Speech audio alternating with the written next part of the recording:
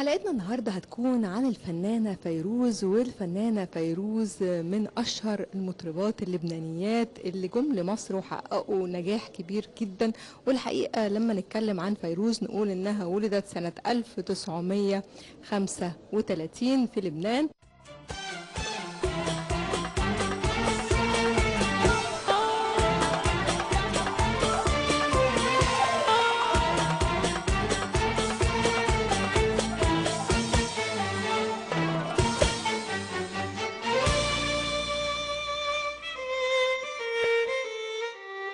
اكتشفها في ذلك الوقت الفنان محمد فليفل، وده أول واحد اكتشف صوت فيروز، وهو كان أول من افتتح معهد الموسيقى في لبنان، وعشان كده ضم فيروز لمعهد الموسيقى ودرست الموسيقى، وبعد كده انطلقت إلى الإذاعة في لبنان، وكانت ضمن الجوقة، وإلى أن تم اكتشافها بعد كده وقدمت العديد من الأغاني الفردية إلى أن تعرفت بالرحبانية.